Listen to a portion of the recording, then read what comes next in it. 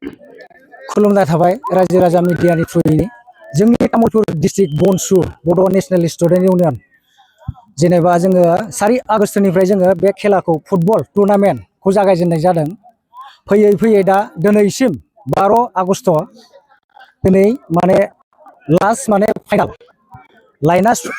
Last final गेमाव दङ दा जोंना सुसिपुर एफसि आरो बड'सा कुमारकाटा एफसिनिफ्राय मोननैबो टीमा दा मोजां गेलेगासिनो। थ' बुंनो सानो जोङो जिल्लानि जानानै बनसुनि जानानै जितु बे गेलेनायाव जोंखौ सापर्ट होदों गोबां रायजो राजा आइ आफा बिदा फंबाय आरो आंनि लोगो आङो नोंथांमोनाबो सापर्ट होदों जोंखौ बिदि खालामनायखौ जितु बनसुआदि बे अर्गेनाइजेशनखौ बा माबाखौ टीमखौ बा फुटबलखौ लानायखौ जेनेबा गेलेनायनि बिथिङाव नोजोर बोनानै जों जितु लादों दा रायजो राजा आइ आफा बिदा फंबायमोना जोंखौ खै एकजनसोआ माने बहुतआनो सापर्ट होदों। बेनो जोंनि मेन थांखिया जाहैबाय जोंदि बनसुआ जोंखौदि अनलि बनसुआ बिदि मावदों होननानै जों बेखौ माने सदेट बिदि मोजां मोनथारनांगौ जों बेखौ सानाखै।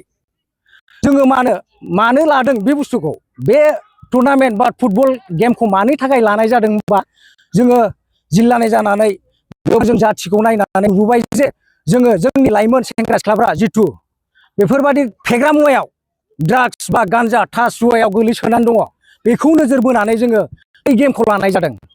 दा जोङो बेनि थ्रुयै जोङो मोजां जों जाथि एबा हारि जाथियाव जेनेबा खौसेथि लांनो हायो नामा?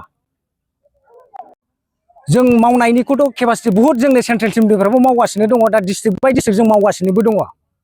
मोजाङै मोजां जोङो माने जाथिनि खामानि मावनो ओंखारदों नालाय जों जाथिखौ नोजोर बोनानै जोङो थोंजोङै जों जाथिनि थाखाय खामानिखौ मावगोन।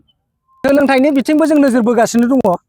जोङो गोबां मावगासिनो जों डिस्ट्रिक्टआवथ' जों मावथ'नाय जायाखै बेखौ जों लालांगोन नैबे जोंनि बे गेमा जितु जोबनानै थांगोन नेक्स्ट मान्थलिफ्रावनो जों लानोबो हागौ बे सोलोंथाइनि बिथिङाव जितु जोङो दा मोनसे माबा गेम सोलिनायाव जोङो माने बिजि जानानै दंथ'यो बिनि थाखाय जोङो बे सोलोंथाइनि बिथिङाव जोङो लाथ'नो हायाखै जों लालांगोन बेखौ